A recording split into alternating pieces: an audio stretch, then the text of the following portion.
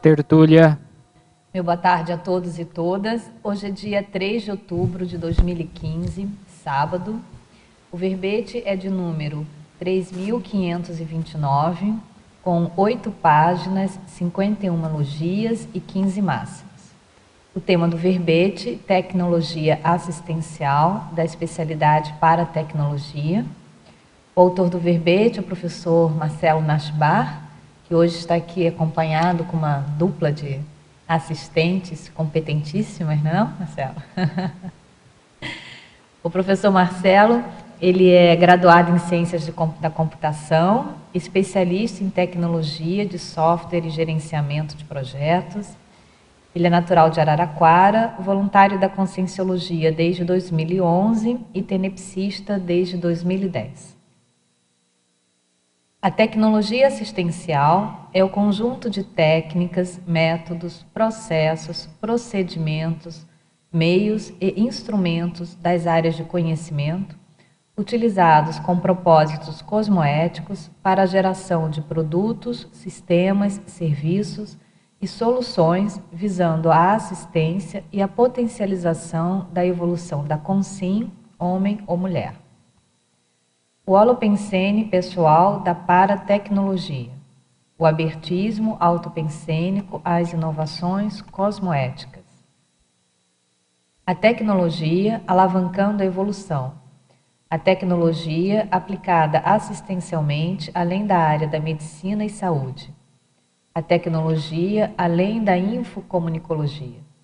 O fato de a tecnologia, em princípio, ser cosmoética e consciencialmente sadia. O fato de a ciência e tecnologia existirem para melhorar a qualidade de vida do homem.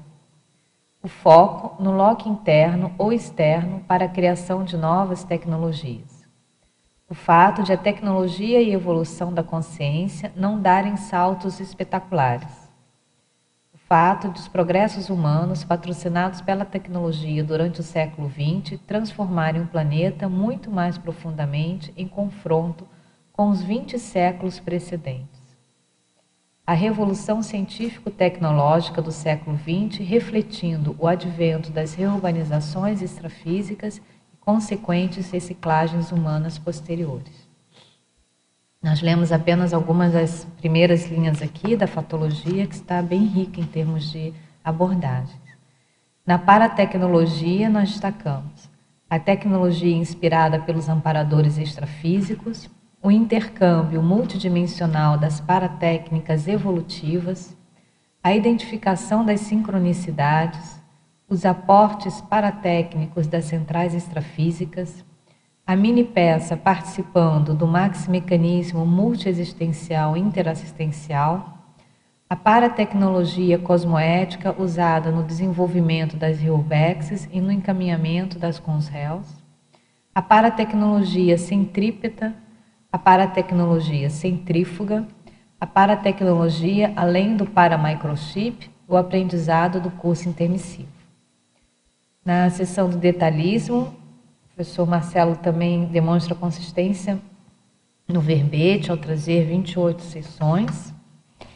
E na parte da argumentologia, na taxologia, o autor do verbete, ele exemplifica 10 tecnologias assistenciais e os respectivos produtos.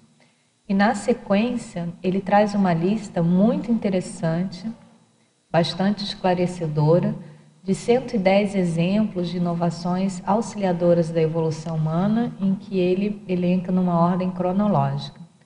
Então, começa lá desde a ferramentas de pedra. Quanto tempo aqui, Marcelo? 2.600.000 anos antes da Era Comum, não é isso? Isso. Até chegarmos aqui ao Sistema de Posicionamento Global, GPS, em 1993. Muito rica, muito interessante, muito elucidativa essa listagem aqui. Para nós acompanharmos bem, né, a evolução pelo menos do Homo sapiens, né, aqui na Terra.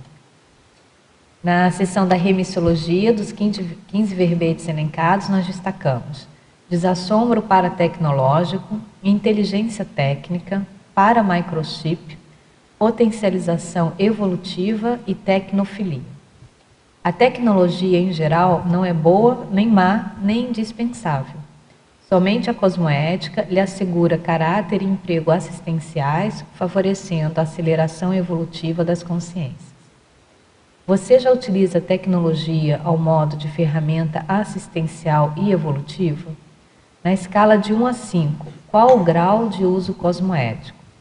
A videografia específica tem uma referência. A bibliografia específica traz 3 referências. E a webigrafia específica, sendo bem coerente, né, Marcelo? Traz 14 referências. Muito bom. Vamos aqui à mega análise, que é feita pela equipe de voluntários da Enciclosapiens.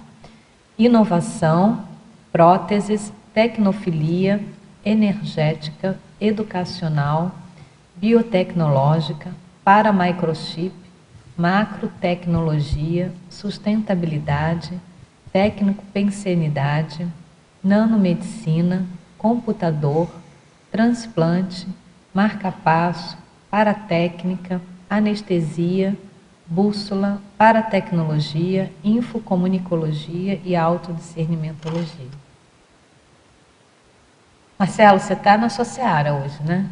Falando de tecnologia e falando de assistência. 2 coisas que você entende bastante. É coisa, né? Que a gente se esforça para fazer, né? Muito bom. Agora, bem rico aqui, conta pra gente, assim, quais foram as ideias que te inspiraram mais para trazer esse tema do verbete? Bom, como você já adiantou aqui, a minha vida toda, pelo menos do meu embasamento acadêmico, foi voltado para a área de tecnologia. A questão assistencial, ela já surgiu bem antes da conscienciologia, antes de eu conhecer a conscienciologia, já tinha isso daí, já intrínseco dentro de mim, que existia alguma coisa além na nossa vida do que a gente simplesmente viver, né? Mais especificamente sobre esse tema, a ideia surgiu a partir de 2 coisas. Em 2011, eu comecei a trabalhar com um projeto para a criação de um aparelho eletromédico. E é um aparelho que, na proposta dele, seria um eletrocardiógrafo portátil que a pessoa iria utilizar, então seria um monitor cardíaco. E isso daí teria condições de dar assistência à pessoa, que se ela estivesse passando por alguma intercorrência cardíaca, esse aparelho ele poderia alertar uma central de monitoramento e a pessoa poderia receber assistência muito mais rápido. Então, quem conhece a parte cardiológica sabe que esses eventos, quanto mais cedo eles forem atendidos, a chance de recuperação e de vida da pessoa é muito maior. E outra coisa foi, na época que eu propus esse tema, eu era pesquisador também do Colégio Invisível da Paratecnologia. Então, a gente estava bem no começo do colégio, são poucos pesquisadores, e então existia a necessidade da gente fazer a criação de conhecimento, a produção de conhecimento. Então houve essa minha ideia, como de outros colegas também que já apresentaram verbetes aqui, de apresentar esse verbete focado na especialidade da paratecnologia.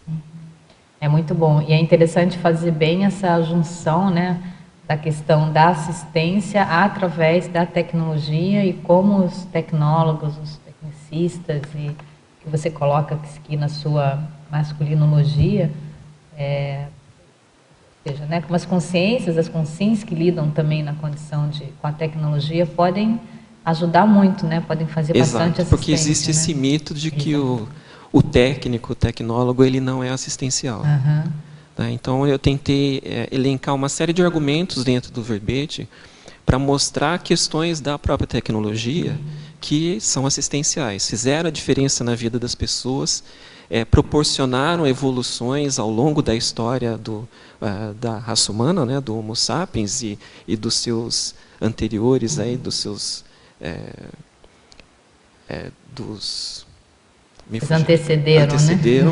Tá? Então, isso tudo está voltado junto com a tecnologia.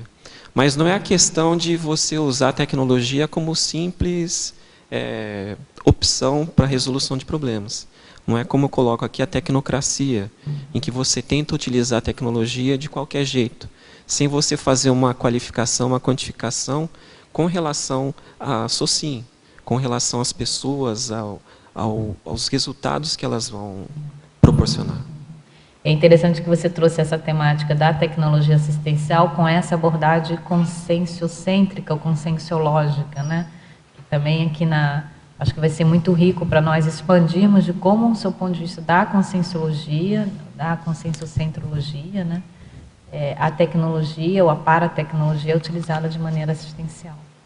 Vamos às perguntas. Em estrangeirismologia, na página 7, primeira linha, poderia explicar as Odoantus? É Odoantus? É Odoantus. As Odoantus foram as primeiras ferramentas de pedra que foram criadas.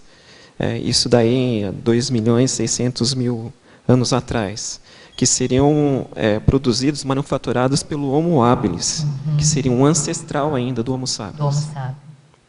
Bom. E agora na terceira linha ainda, Marcelo, da estrangeirismologia. Como surgiu e de que modo funciona a organização Technology Will Save? Essa é uma empresa do Reino Unido que ela faz a produção de kits de eletrônica. Esses kits eles são utilizados no meio educativo, então eles comercializam esses kits aí para pais, educadores, para incentivar as crianças, incentivar o estudo da tecnologia. E isso daí faz com que os alunos, as crianças que utilizam esses kits, elas produzam, vejam o resultado, se interessem por essas informações, também têm condições de gerar novas ideias, porque esses kits eles podem ser construídos de diferente forma e podem produzir diferentes resultados. Então, é um incentivo também. Então, como a gente tem aqui várias instituições aqui no Brasil que usam esportes, usam dança, usam outros tipos de atividade para incentivar o aprendizado das crianças, a gente tem essa organização aqui que também usa, mas no caso da tecnologia. Você pode dar um exemplo assim do que comporia um desses kits? São kits básicos de eletrônica. Você pode construir um tocador de música, uma placa com circuitos eletrônicos que vão produzir um determinado ação que você deseja. São vários kits, eles são vendidos lá em separado. Tá legal. Então, várias pecinhas. Várias assim, peças, exato. Para quem não é da área, várias pecinhas Isso. que uma vez, né, as crianças podem coordenar e criar algo, né? Isso, exato. Relacionado à condição da tecnologia. Legal. Agora, na fatologia, Marcelo, na página 7, né? Na quarta linha. Quais as diferenças do inventor utilizando o foco no lock interno ou externo para a criação de novas tecnologias? A questão do lock interno, do lock externo, está relacionado com a visão que o inventor tem ou que a pessoa tem em função da resolução de um determinado problema. Ela pode olhar para ela própria, né, internamente, e descobrir uma necessidade para a resolução de algum problema, ou ela pode buscar isso daí na observação de um semelhante. Então, na webgrafia, a gente tem alguns exemplos aqui. Por exemplo, aqui, seria o último item aqui. O homem provoca a revolução feminina ao criar máquina de absorventes baratos na Índia. Essa matéria aqui ela é muito interessante, inclusive eu encontrei um vídeo, tem um documentário, que esse documentário também foi transmitido por um canal da rede a cabo, que trata de conta a história do desenvolvimento desse equipamento. Então, a Índia, que é um país que ele é muito tradicionalista, muito centrado, né, na religiosidade, muito focado numa sociedade muito fechada, em que você tem uma divisão muito grande, cheio lá de idiosincrasias, a questão da mulher ela não recebe tanta atenção. Então, quando ele, só rapidamente contando aqui a história. Isso daí aconteceu em 98, quando essa pessoa ela se casou. E a vida dele era toda voltada para a mulher, e aí ele percebeu que uma hora a mulher estava usando alguma coisa que não deveria utilizar na questão do absorvente higiênico. Então existia um tabu muito grande em que a menina, quando ela tem a primeira menstruação, ela não pode frequentar a escola, ela tem que ficar tantos dias sem frequentar a escola. Ela não pode tocar nenhum lente da família, ela não pode buscar água, ela não pode fazer uma série de atividades. E para se adquirir um absorvente higiênico desses fabricados aqui é muito caro. Então, ele perguntou para a esposa, mas por que você não usa? Não? Porque se eu comprar o absorvente, a gente não tem leite.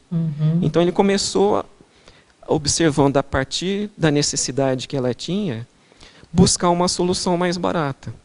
Só que, em função de todo o contexto que ele tinha naquela posição, ele acabou perdendo a esposa acabou se separando dele, a mãe também deixou, porque ele começou a fazer investigações, isso daí é contra a sociedade onde ele estava envolvido. Depois de várias e várias tentativas, ele chegou até uma produção de um equipamento com uma solução barata e que fosse viável para ser utilizada. Aí, o mais importante de tudo ele criou uma solução, essa solução ela poderia ser utilizada dentro do contexto que as pessoas tinham na sociedade rural, elas tinham trabalho e tinham rendimento também. E ele utilizava lá, através dessa rede, as próprias mulheres para fazer a divulgação do uso do absorvente. Porque, como tem toda essa carga em cima da cultura, a mulher ela se sente retraída. Ela usa coisas que não deve utilizar, isso daí causa uma série de doenças. Então, de um jeito ou de outro, ele conseguiu fazer assistência, ele está conseguindo, através de toda essa rede, fazer TARES, então esclarecimento, porque tem pessoas lá que nunca souberam o que era um absorvente higiênico, e consegue gerar renda para a produção dessas máquinas. E ele não quis optar por vender essa ideia, como acontece hoje em dia. Se a gente tem a produção de um equipamento, alguma tecnologia nova, a primeira coisa que a gente quer, além de produzir, é ver se alguém quer comprar para a gente poder amealhar alguma quantidade de dinheiro razoável.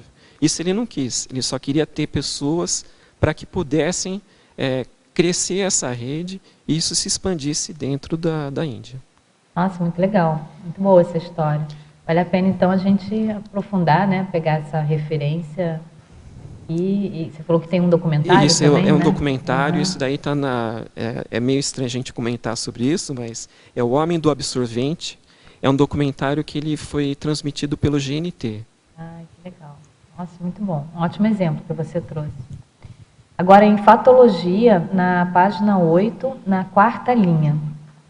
Como ocorre hoje a reciclagem do lixo eletrônico que surge aos borbotões em todos os países?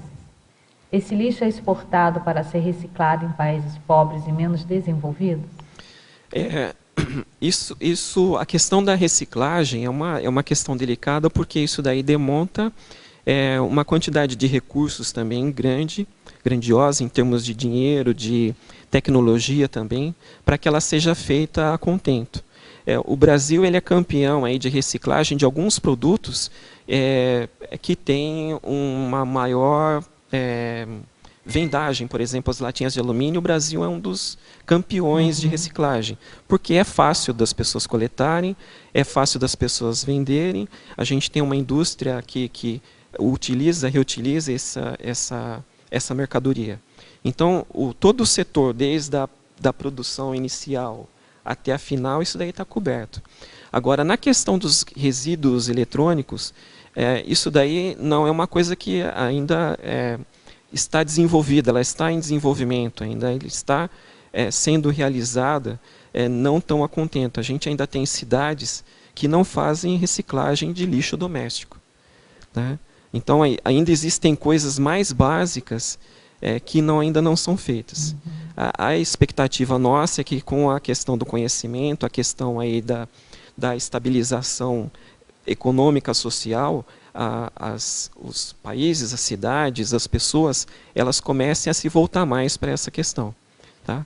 Inclusive, eu estava assistindo ontem no jornal aqui da TV do Paraná, que passa à noite, uma pessoa que ela sofreu um acidente com uma lâmpada fluorescente que caiu na cabeça, ele ficou contaminado com mercúrio, ficou internado na UTI, ficou vários dias internado e, né, veio a ideia, por que eu não crio uma forma de ser feita a reutilização desses materiais, a reciclagem desses materiais? E foi o que aconteceu, ele começou a produzir máquinas de baixo custo para que isso acontecesse. Para a gente poder fazer a reciclagem de material eletrônico, isso daí é muito mais complicado, porque para você poder ter acesso a componentes pequenos, onde você tem prata, ouro, cobre e outros materiais que são riquíssimos também, que podem ser reutilizados, você precisa fazer um investimento de tecnologia. Então você tem que ter um investimento grande de recursos financeiros. E isso daí não se acontece em qualquer lugar. Acontece, né? Você acha que as indústrias de produtos eletrônicos, como você deu o exemplo ali da questão das latinhas de alumínio, né? Aqueles que produzem, você acha que tem mais responsabilidade com relação já existem leis em que já obrigam alguns componentes, alguns produtos, serem encaminhados às empresas produtoras, para que elas possam fazer essa reciclagem. Seria importante a gente trabalhar nisso daí, porque a gente está jogando ouro, prata, metais preciosos no lixo. A questão da poluição também, né? Da poluição, inclusive. Tem elementos também químicos mais Exato. poluentes, né? Agora, na fatologia, na página 7, na penúltima linha. Como vê a maior dependência tecnológica das novas gerações? Devemos temer um declínio cognitivo global ou alguma geração perdida? Isso é o que a gente mais ouve nos últimos tempos. O ano passado eu defendi um outro verbete chamado efeito Google, que tratava dessa dependência da tecnologia, mas da tecnologia da informática, da internet, da computação. A gente tem esse risco, corre esse risco realmente, porque quando a gente exercita determinadas atividades, o nosso cérebro ele se adapta automaticamente a essa necessidade. Se a gente faz essa repetição, a gente fica muito melhor fazendo essa repetição. Então, se a gente usa o celular e fica com os 2 dedos aqui mexendo, então o nosso cérebro vai caprichar nessas sinapses que a gente utiliza para ter esse controle. Agora, para que isso daí aconteça, o cérebro ele tem uma otimização interna em que ele vai deixar de manter sinapses que eram utilizadas anteriormente. Não tem necessidade de se manter. Então a gente ganha fluência em determinadas atividades e perde em outras. O que vai precisar acontecer, e o que também de certa forma está acontecendo, a gente tem que modificar a questão do aprendizado nas escolas. As escolas elas já estão notando essa dificuldade, né, das crianças elas não conseguirem mais manter o foco e a atenção na aula. Existe essa questão de você ter as distrações imediatas, frequentes, né, e esse tipo de informação é que está todo mundo recebendo a todo momento. Eu acredito que a gente vai ter que se adaptar a essa situação. Não é uma situação em que a gente vai conseguir bloquear, mas é uma situação em que nós vamos ter que buscar as condições melhores em função dessa infraestrutura que está sendo produzida. Então, toda essa tecnologia, toda essa quantidade de informações que a internet nos produz, nós vamos precisar verificar quais as condições aí para se produzir novas tecnologias que auxiliem na educação. E você conhece alguém ou um grupo que já está caminhando nesse sentido? A gente tem várias empresas trabalhando nesse tipo de solução. Por exemplo, existe um projeto do Google de produzir um óculos de realidade virtual. Só que esse óculos de realidade virtual é uma caixinha de papelão que você tem adaptado um celular. Então, a criança, nesse exemplo que eu li, tá? A criança ela vai utilizar esse óculos de realidade virtual junto com a professora. E na matéria que eu li, eles estavam passando um filme, se eu não me engano, era sobre Veneza, não tenho certeza. Então, traziam imagens de situações, de lugares, e as crianças, com essa realidade virtual, poderiam se imaginar naquele local. Poderiam ver um ponto dentro, lá, o aspecto de uma residência, de uma casa, poderiam verificar coisas que não seria possível através de um livro, por exemplo. Entendi. Então, essas tecnologias elas podem auxiliar, trazer mais benefícios. Só que a tecnologia ela tem que ser bem adaptada à realidade e às condições de quem está utilizando. Porque essa questão que o teletertuliano colocou aqui, né, se ter uma geração perdida, alguma geração perdida, dependendo de como a coisa for, vão ser algumas gerações algumas perdidas. Gerações não perdidas. Uma geração, mas algumas gerações perdidas. A gente tem o livro do Nicholas Carr, inclusive faz parte da referência bibliográfica desse meu último verbete, feito Google. É um livro interessante que trata dessa situação. Então, ele fala da geração perdida. Em estrangeirismologia, novamente, Marcelo, na terceira linha, você pode esclarecer o filtro de água Life Straw e sua relação com o verbete? Então, esse é um filtro, é um canudo que foi criado com substâncias porosas lá para fazer a filtragem da água. A gente sabe aí que tem locais, por exemplo, na África, que não tem saneamento básico. Então, esse filtro ele consegue lá eliminar 99,9% de bactérias lá que podem transmitir doenças que estão presentes na água. Então, um dos maiores problemas aí que a gente tem são doenças causadas pela falta de saneamento, pela água impura que a gente consome. Então, esse é um equipamento que foi criado para que possa ser utilizado por pessoas que estão em situação de risco, né, de serem infectadas e tudo mais.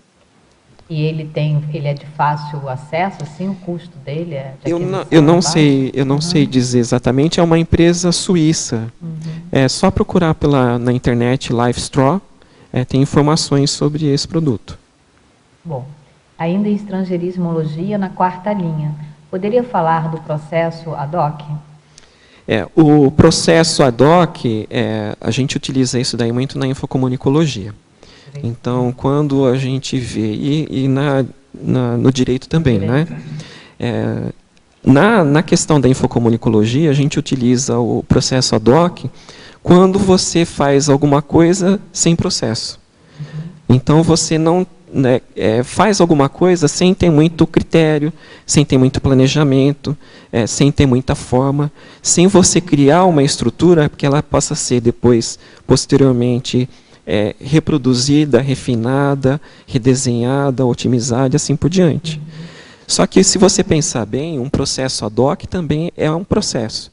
A ideia é até meio que um paradigma aí, porque é um contraditório, né, um paradoxo, porque você tem um processo que não usa processo, também é um processo. A gente não consegue fugir disso. E agora, em masculinologia, a teletertuliana pede para você fazer um cotejo entre os termos técnico, tecnicista, tecnólogo, tecnologista e paratecnólogo. O paratecnólogo é aquele que estuda a paratecnologia. Então, a paratecnologia é a tecnologia que está ligada a um estudo da especialidade da conscienciologia, e são as técnicas extrafísicas. Então, tudo que a gente pensar de técnica que envolve a multidimensionalidade, que envolve a interação do intra e do extrafísico, é uma paratecnologia. O tecnólogo...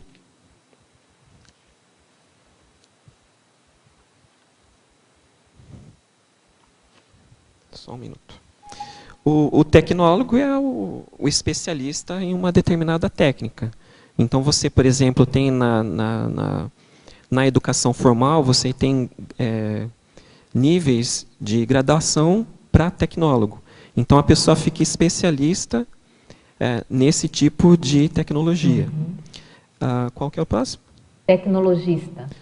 O tecnologista e tecnólogo são quase mais ou menos uns sinônimos, né? O tecnologista também estudaria tecnologia, são todos conceitos ligados, muito próximos. Aí ela fala, ainda tem o técnico e o tecnicista. O técnico é um especialista também, né, em alguma técnica. Em alguma técnica, né? O tecnólogo, a gente chama ele de técnico em alguma especialidade. O tecnicista. O tecnicista é aquela pessoa que utiliza técnicas, a tecnicidade no seu dia a dia, no trabalho e assim por diante. Tá? Então, alguma pessoa da infocomunicologia é um tecnicista, quem pratica advocacia é um tecnicista, e a gente tem várias profissões aí que são tecnicistas também. Bom, agora vamos lá para a sua listagem na tipologia, Marcelo. Célia Tertuliana pergunta: poderia comentar o fato de alguma dessas invenções serem da tecnologia dual, sendo algumas invenções fruto de pesquisa abertamente com fins bélicos? Por exemplo, os itens 40, que é o foguete, o 66, dinamite, e o 91, reator nuclear, estarem na lista de tecnologia assistencial? A intencionalidade no momento da invenção não afeta o seu uso posterior? A intencionalidade afeta sempre, não só na descoberta, como na utilização. O enfoque do verbete é na utilização da tecnologia de forma sadia, utilizando a cosmoética. Apesar dessas tecnologias, dessas produções aqui, elas serem criadas não necessariamente com fins bélicos, mas a produção dessas tecnologias, a utilização dessas tecnologias, naturalmente foram direcionadas para o setor bélico, por exemplo.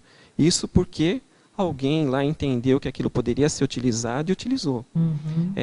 Não é simplesmente que alguma coisa que não... como é que eu vou te dizer?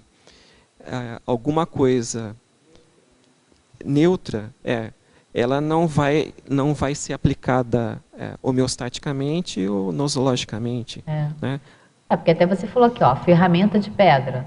Pode ter fins bélicos também, né? Pega a ferramenta e utiliza, né, com os fins bélicos. Domínio do fogo. Vamos lá, né? Vestimenta, quer dizer, vestimentas, parte, né, de tecnologia bélica, em determinado momento, se deu muito com a questão das vestimentas, aquelas malhas de ferro, né, que as pessoas usavam. Então, é o que você está trazendo, né? Isso. E a gente reforça a questão da cosmoética. É lógico, Então, e você coloca aqui, é neutra, né? A tecnologia não é boa nem má, ela é neutra. A questão é realmente a utilização, né? A questão, por exemplo, na 2.600.000 anos antes da era cristã, da era comum, né? Qual que era a cosmoética daqueles seres, né? O pessoal estava mais querendo... esse conceito, estava preocupado mais na sobrevivência, né? Eu tenho ainda alguns exemplos aqui de tecnologias que foram criadas pensando num benefício, mas que acabaram tendo resultados contrários, por exemplo. Isso daí acontece realmente.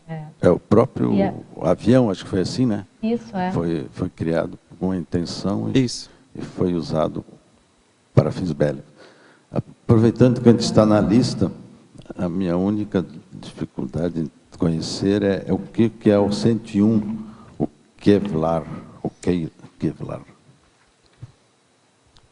O Kevlar é uma fibra sintética, ela é utilizada para proteção.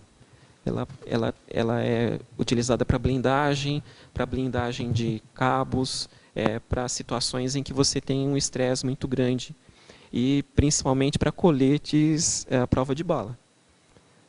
Então, você utilizar um colete, né? A gente tem aí ainda que conviver com situações de risco e perigo, a gente tem os policiais, né? As pessoas, exércitos e tudo, né? Infelizmente.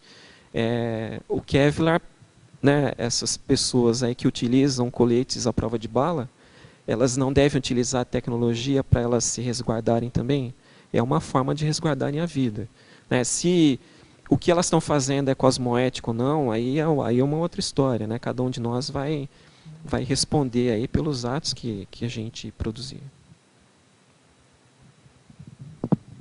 Marcelo, na parafatologia, na 7ª linha, de cima para baixo, e também na tecnologia, você fala da paratecnologia além do paramicrochip, e depois na tecnologia, na 4ª linha de cima para baixo, a paratecnologia do paramicrochip. Eu queria que você me reportasse a tua vivência, qual é a percepção que você tem do paramicrochip nesse teu processo. O que eu Ou alguma vivência, alguma extrapolação. Infelizmente, eu ainda estou fazendo força para ter experiências nesse sentido. Tá? Uma dificuldade que a gente teve, né?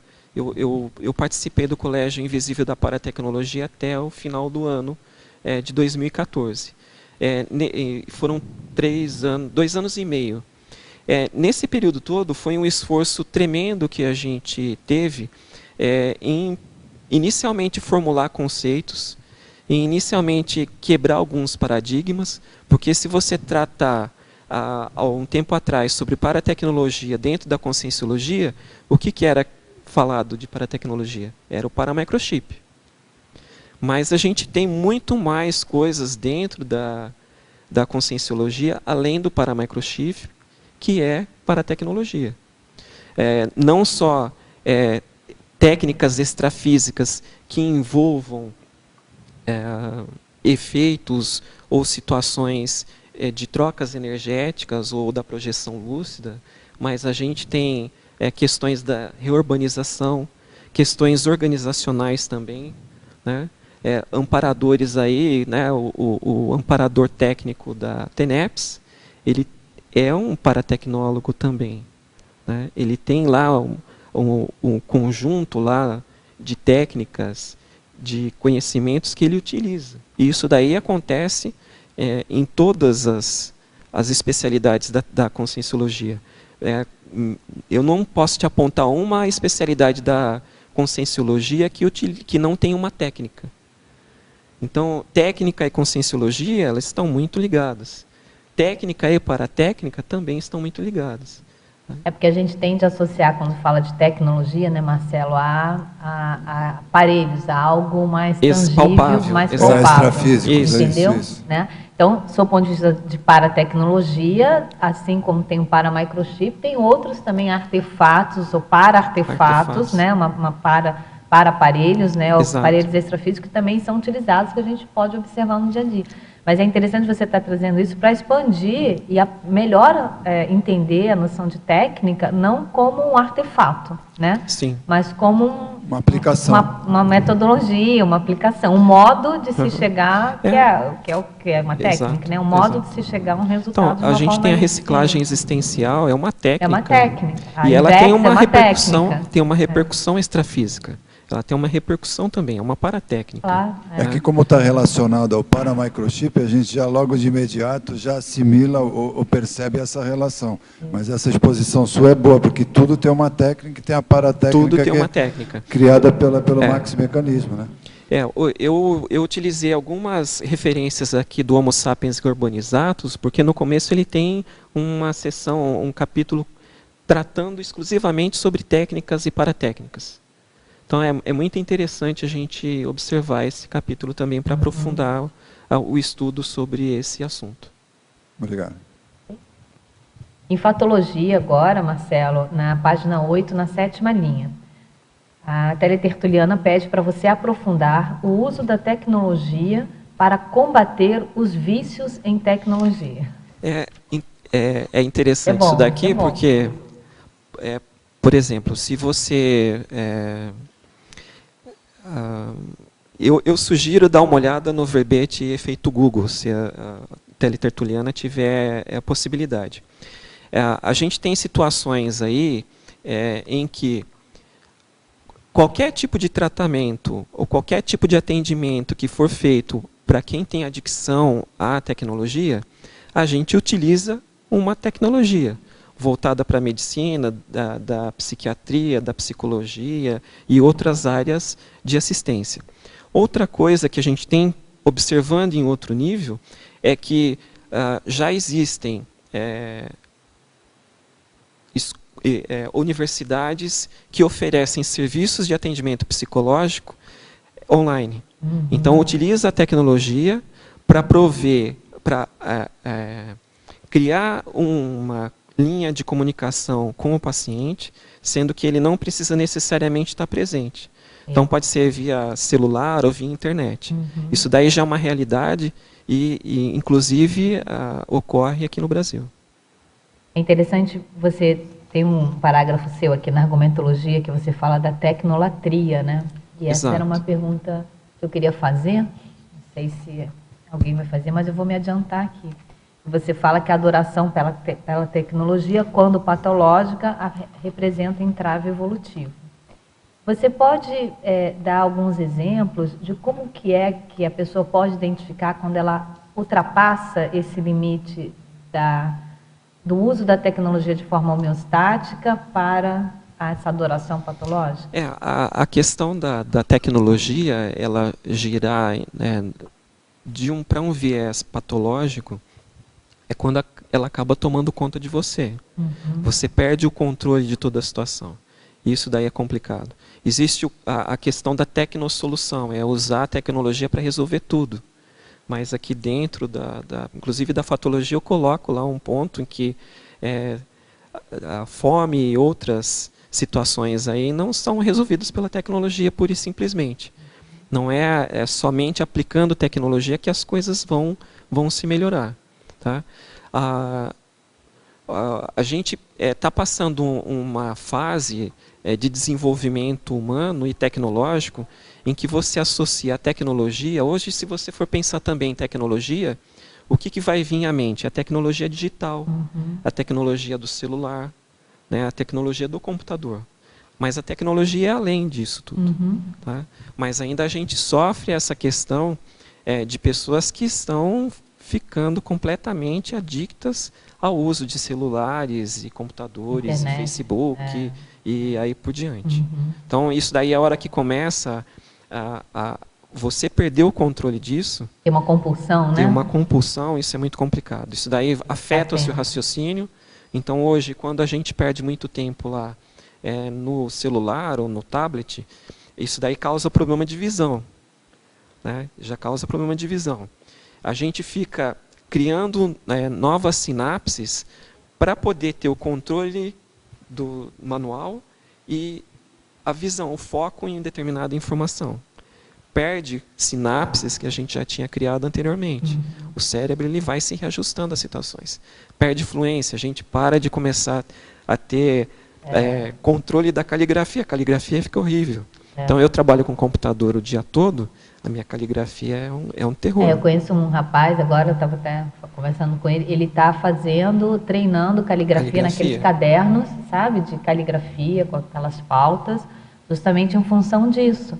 Porque como não tem mais muita oportunidade de escrever, né, ele digita o tempo inteiro, ele trabalha também muito, ele é professor, mas trabalha muito com a questão de computador e está sempre digitando, ele falou, gente, eu estou perdendo a minha habilidade, a psicomotricidade na questão da escrita livre e a letra não tem mais. Então, já tinha uma letra que não era muito boa, né? Passa muito tempo sem escrever, ele falou, agora eu estou treinando caligrafia para poder não perder, né, essa sinapse. Exato. Falou, e quem é dessa geração que não nasceu com o computador, com o celular, aprendeu a ler, escrever, a folhear livros, e hoje a gente já tem uma limitação nisso daí.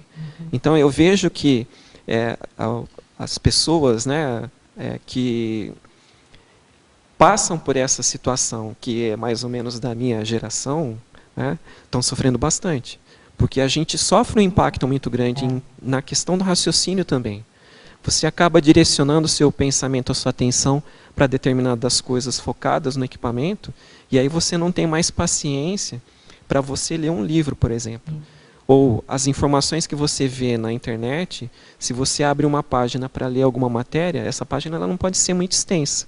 Senão você não tem paciência para ler até o final. O pensamento fica muito, e a atenção fica muito mais saltuária, né? Exato. Muito mais dispersiva. Devido à quantidade de informação, de inputs que a gente recebe, né? Muito bom.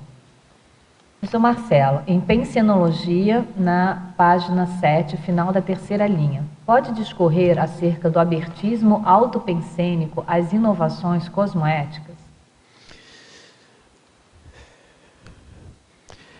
Olha, a gente tem uma questão da tecnologia que seria a tecnofobia, que seria o medo, a fobia, né, de se utilizar a tecnologia. Isso também é uma coisa muito extrema, em que você também não vai conseguir, na situação, não é, no ambiente de mundo que a gente vive, viver sem nenhum tipo de tecnologia. A gente pode mostrar aqui pela taxologia, pela quantidade de itens que a gente tem, vários itens que a gente utiliza no nosso dia a dia, que a gente não acha que é tecnologia. Então, não tem jeito da gente fugir da tecnologia. A gente tem que ter esse abertismo, porque a tecnologia, por si, ela nasceu ou deveria ter sido criada para possibilitar a evolução humana. Como você falou aqui, né, tem uma questão que você traz na sua fatologia, na penúltima linha aqui da página 7, eu achei muito interessante, o fato dos progressos humanos patrocinados pela tecnologia durante o século XX transformarem o planeta muito mais profundamente em confronto com os 20 séculos precedentes. Exato. Né? Então, a transformação, a evolução, né, o que trouxe de benefício... Isso. Ela vem claro que tem um contraponto também da parte bélica, dos malefícios, mas os benefícios foram muito grandes. Né? Isso promoveu um avanço enorme. Exponencial. Né? Exponencial. Só voltando a essa questão da indústria bélica, a internet como infraestrutura, ela foi criada pelo Departamento de Defesa americano. Então, a internet a gente pode ter um uso dela cosmoético ou não, mas ela é simplesmente uma infraestrutura e foi criada por uma necessidade no departamento de guerra. Eu falo assim, Marcelo, não existe lei à prova de consciência, então acho que não existe também tecnologia à prova de consciência, justamente a consciência, o uso, a interação da consciência com aquela tecnologia, ou com aquele artefato, ou com aquela técnica, que vai realmente dar uma destinação cosmoética. Exato. Ou não. E o referencial também, e a bagagem de conhecimento que a gente tem nesse momento. Em Pensenologia, na página 7, segunda linha, pode relacionar os paratecnopensenes com o tema do verbete? Os paratecnopensenes são os pensenes voltados para a tecnologia. E aí, falando aqui com a questão do tema do verbete, veja se é isso, né? A tecnologia assistencial, então, é a pensenidade voltada para o uso, a criação da tecnologia com propósito, com viés, com objetivo assistencial. Sim, né? A especialidade do verbete é para a tecnologia. Né? A ideia do verbete é a gente criar essa relação entre técnica e paratécnica, entre tecnologia e paratecnologia. Em a gente criar esse conhecimento, né? A gente está criando conhecimento aqui em função desses assuntos que nós estamos tratando, que não foram discutidos anteriormente. Ainda na fatologia, na página 8, sétima linha, Marcelo, o que pode falar a respeito da serendipitia? A serendipitia é aquela questão em que você tem alguma coisa que cai no seu colo, que acontece por acaso. Então, a gente tem um exemplo da penicilina, por exemplo. A penicilina, ela foi descoberta por acaso. Então, era a pessoa certa no momento certo, mas ele conseguiu observar aquela situação que trouxe, né, a atenção dele e descobriu a penicilina. Esses são os fungos, não é isso? São fungos. Então, a história que o Alexander Fleming, ele saiu de férias, ele tinha lá uma cultura com alguns fungos, e ele estava estudando alguma forma de se criar algum mecanismo, algum componente lá que fosse, se não me engano, cura feridas, alguma coisa do tipo. E ele, quando voltou de férias, ele percebeu que algumas placas, onde ele tinha essas culturas, elas foram contaminadas por esse fungo. O fungo era penicilíneo, se não me engano o nome. E aonde teve essa contaminação do fungo, as bactérias elas tinham morrido. Então ele começou a investigar a questão desse fungo, e aí outros cientistas aí, fizeram novas pesquisas e conseguiram sintetizar a penicilina. Então, até se diz aí na medicina que existe um divisor de águas entre a medicina antes da penicilina e depois da penicilina. Na Fatologia, página 8, quarta linha, de baixo para cima. Poderia falar sobre o fato de nem o mais profundo conhecimento científico ser capaz de resolver problemas globais, como a fome, a pobreza e os danos ambientais? A causa precípua desses problemas globais não seria o egoísmo exacerbado? Pode ser a causa, né? Pode ser a causa raiz, ou uma das causas raízes aí, né? A questão da tecnologia, ela, como a gente já comentou aqui, ela não simplesmente a aplicação da tecnologia vai resolver um problema, porque a tecnologia ela não se aplica sozinha, né? A gente pode ter máquinas que a gente aperta um botão e ela realiza uma determinada atividade, mas coisas que envolvem a interação social, que envolvem ou que afetam a vida de outras pessoas, isso daí é mais complicado, porque a gente precisa ter essa interação, ter a participação e colaboração das pessoas. E que tem principalmente efeitos econômicos, né?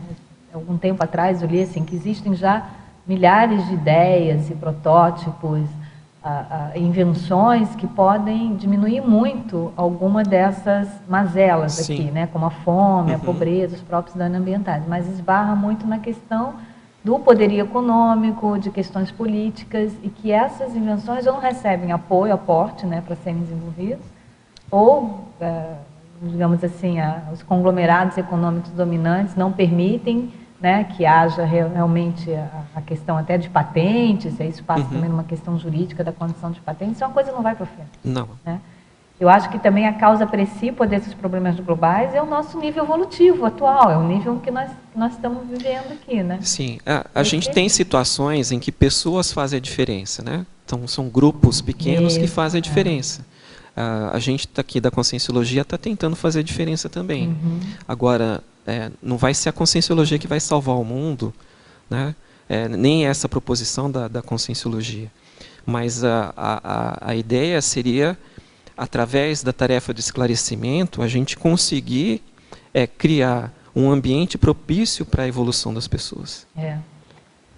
Vamos lá, vamos em frente. Para a Fatologia, página 8, sexta linha. Gostaria que esclarecesse... você já falou sobre isso, mas você pode acrescentar mais. Gostaria que esclarecesse sobre a paratecnologia além do paramicrochip.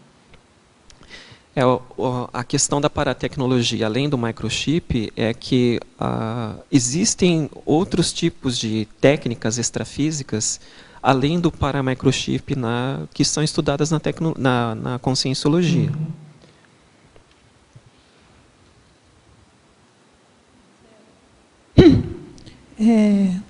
Retomando essa questão histórica que você coloca aí no final da página 7, né? Que a gente estava comentando há uns minutos atrás, principalmente a questão da cosmoética. Eu não sei se é essa a sua percepção, mas está havendo assim, uma defasagem muito grande, no meu modo de ver, entre o desenvolvimento tecnológico e os reais ganhos sociais para a humanidade, principalmente em termos de qualidade de vida para a humanidade, de forma a diminuir assim, a desigualdade social. Você percebe que isso está... Se a gente considerar esses últimos séculos que você coloca aqui, isso está numa aceleração maior ou está sendo amenizada essa questão da defasagem do desenvolvimento tecnológico e da questão de diminuição da desigualdade social? Tem várias formas da gente visualizar essa questão. Tá? Se a gente for enxergar pelo tempo em que a tecnologia está se renovando, há 50 anos atrás, demorava-se muito mais tempo para que a tecnologia pudesse evoluir. Hoje, a gente tem situações em que determinadas áreas do conhecimento se renova a cada 3 meses, 5 meses, 6 meses. Então, é difícil você acompanhar essa evolução. O que acontece, como você já tinha comentado, Cristina, a motivação para você fazer o desenvolvimento de determinadas coisas, está voltada simplesmente para o financeiro, para as questões econômicas. Então, dá-se mais valor ou dá-se mais importância para coisas que podem produzir um retorno financeiro maior. A gente tem aí diversas situações e coisas que acontecem no nosso dia a dia que uma simples tecnologia poderia minimizar determinadas ocorrências. Isso não é feito porque falta conhecimento, falta força de vontade, falta estímulo, falta uma série de fatores que não contribuem para isso. E dentro dessa questão, por exemplo, a questão dos sistemas serem mais amigáveis ou não, a gente percebe que assim, a terceira idade, que a velocidade, por exemplo, das gerações mais novas, assim, estarem com raciocínio bastante mais otimizado e as outras gerações estão ficando. Então, aí não é nem só a desigualdade de questão financeira, mas a desigualdade também de faixa etária. Você acha que a tecnologia está assim, preocupada com isso, está acompanhando isso, ou a situação vai piorar? Não, existem também nichos de mercado que procuram gerar tecnologia para essas áreas que necessitam. A questão também é uma questão de interesse, né? A questão do interesse econômico. O interesse econômico é que movimenta muitas das novidades, das inovações que a gente tem no mundo. Existem remédios aí que estão disponibilizados ou não estão disponibilizados ainda no mercado, que poderiam trazer benefícios enormes para a sociedade mundial. E isso daí não acontece, porque existe um fator econômico. Então, por exemplo, a farmacêutica ela investe milhões ou bilhões de dólares lá para fazer a criação de um determinado remédio. E ela quer ter esse retorno. Para ela não interessa lá se você tem uma pessoa que tem, por exemplo, diabetes, e você tem lá uma determinada medicação que pode, quem sabe, reverter a diabetes. Isso daí poderia melhorar a qualidade de vida de muitas pessoas, né? Ele quer saber do retorno financeiro. Essa é uma questão que foge da cosmoética. Tá?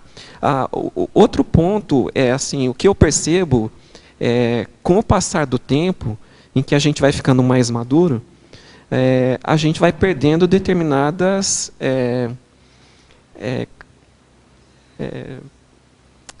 características, determinadas facilidades que a gente tinha no trato manual, no trato visual. Vai se cansando também, às vezes, de pensar e de fazer um monte de coisa. A máquina vai envelhecendo. Vai envelhecendo. Vai desgastando. Então, né? é natural. Se a gente pensar aí há 50, 100 anos atrás, existiam tecnologias que os idosos não tinham acesso também. O que acontece é que quem já tem conhecimento, quem consegue identificar essa situação, pode trabalhar para minimizar essa questão.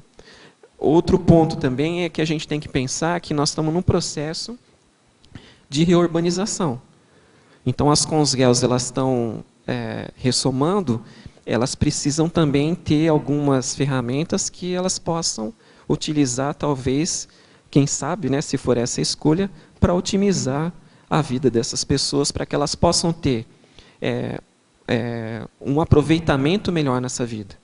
Então, por exemplo, nossa estimativa de vida aqui do brasileiro está em 75 anos. A gente espera chegar aos 100, né? mas está em 75 anos. Se você fosse pensar isso daí há 20, 30 anos atrás, a expectativa era muito mais baixa. Então, você ter a questão da reurbanização há 100 anos atrás, tinha um certo custo, um certo empenho de toda a equipe extrafísica em promover isso tudo.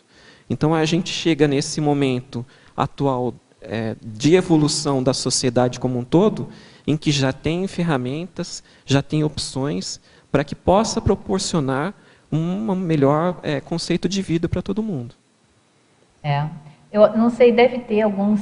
Você já terminou de falar? Pode ser mais uma pergunta? Só agradecer pelo verbete, muito assistencial. Bom, né? Eu não sei, já deve ter sites assim, ou canais que informem, mas me ocorreu aqui uma ideia, fica aí a dica. Você não é mais do Colégio Invisível da Paratecnologia, né? Mas quem estiver assistindo aí, não sei se tem alguém aqui do Colégio Invisível, talvez até você possa.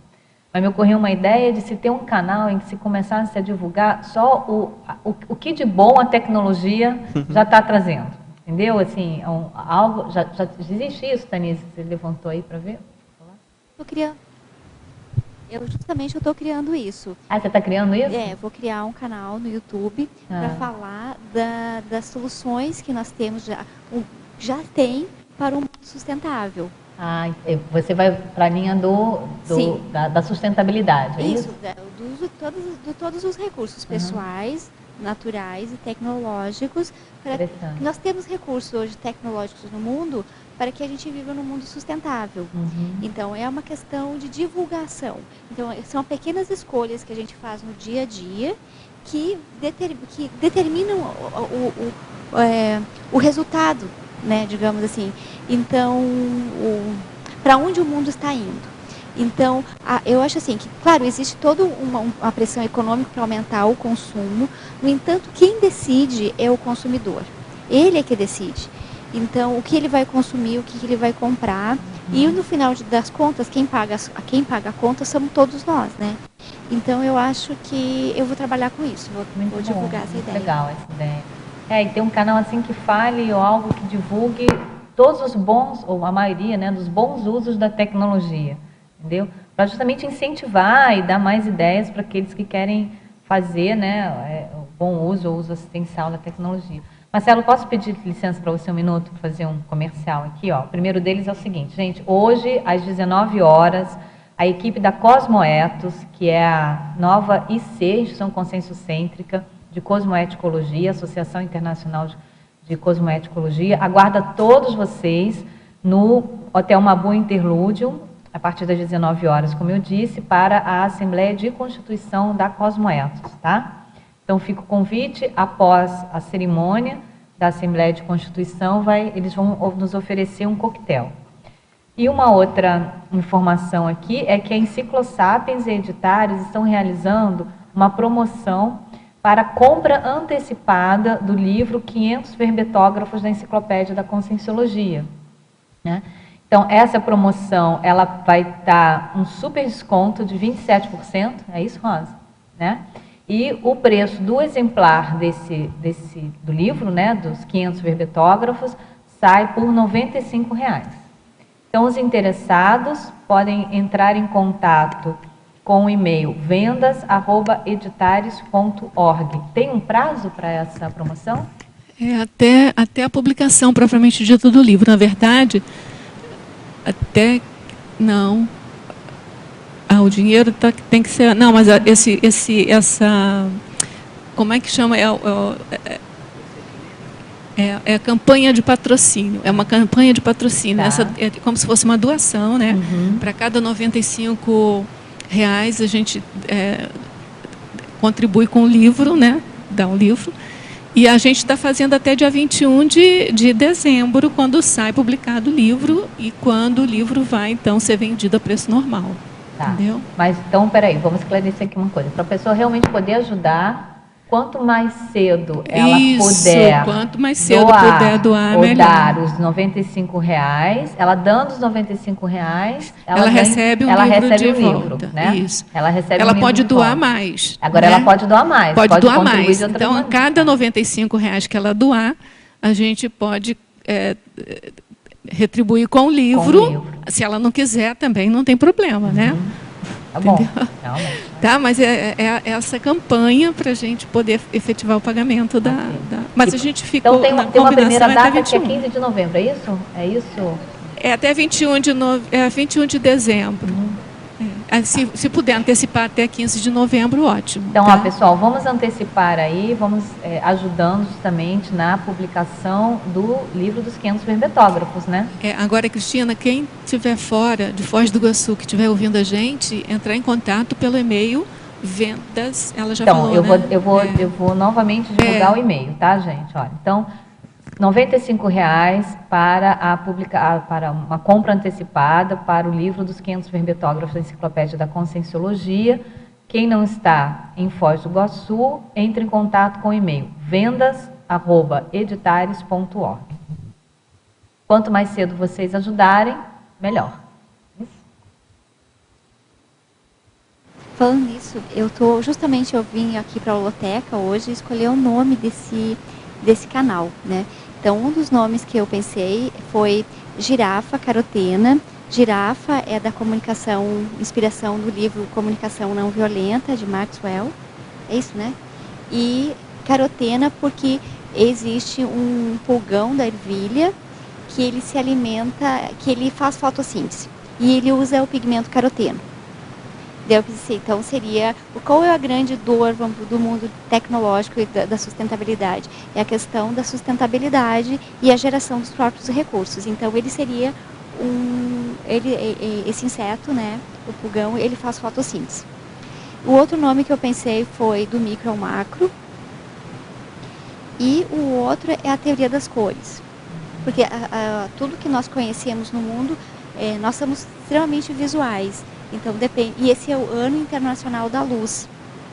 Então pensei em alguma coisa que chegasse num consenso, mas tudo isso ainda eu não cheguei na consciência. Todos esses nomes remetem muito à questão da materialidade, da intrafiscalidade. Mesmo a girafa, ela ainda remete à zoologia, né?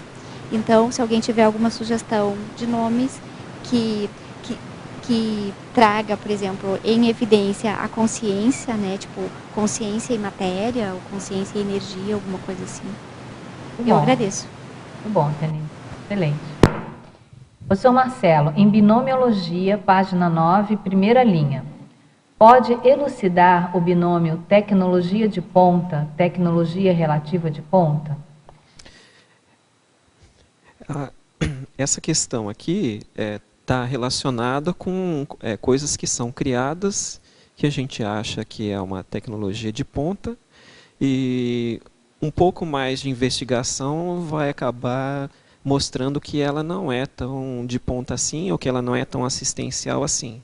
A gente tem alguns casos aqui, por exemplo, deixa eu pegar aqui, da criação da heroína. A heroína, durante todo o século XIX, vou só ler um trechinho aqui que eu tenho anotado. Durante todo o século XIX, os cientistas buscaram um analgésico não viciante para substituir a morfina. Foi sintetizada a primeira vez em 1874. 23 anos depois, foi ressintetizada por um químico alemão da Bayer. A Bayer é uma empresa farmacêutica enorme que a gente consome produtos dele. E vendida como remédio para a adicção à morfina. Então era algum produto que tinha um propósito assistencial para ajudar pessoas que eram adictas à morfina, porque morfina era o único analgésico que existia naquela época. E como também componente de pastilhas e elixires para a tosse. Então usava para aliviar a questão da tosse, porque diminuía o ritmo da respiração. Bom, o que aconteceu? No final da década de 1890, a empresa produziu cerca de 10 toneladas de heroína por ano e exportava para 23 países. Ela foi testada pelos trabalhadores da Bayer, que relataram se sentir heróicos. Então se sentiam confiantes, heróicos, e daí que veio o nome de heroína. Em 1900, o Boston Medical and Surgical Journal dizia que a heroína não é hipnótica e não há risco para se tornar um hábito. Então, essa é a questão. Então, se desenvolveu alguma tecnologia de ponta naquele ponto, naquele momento, mas que era relativa de ponta. Porque com mais algumas investigações, se notou que ela era destrutiva. Como hoje ela é tratada e como... viciante, E né? viciante.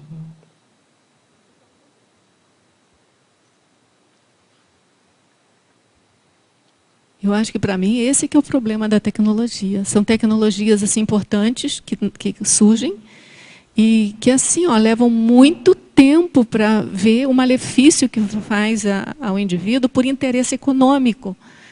E aí, depois, se dá um jeito, mas aí já lesou uma geração, às vezes, né? Esse, para mim, que é o problema mais sério. Mas aí não é da tecnologia em si. Não. É do homem que manipula essas questões, igual a remédio, por exemplo. Né? Cada um das fórmulas medicinais ela é uma tecnologia importante.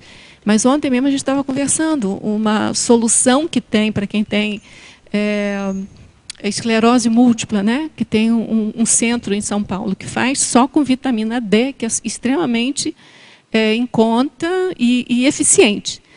Enquanto que uma outra ala de profissionais insistem ainda de fazer aquelas quimioterapias pesadíssimas que quase matam os indivíduos, né? Então, assim, mas por que isso? Porque tem uma pressão econômico, né? do poder econômico. É isso, para mim, que é o X da questão. Eu queria fazer um comentário, primeiro dar os parabéns, né, para o Marcelo, mas é nessa linha que a Rosa está falando.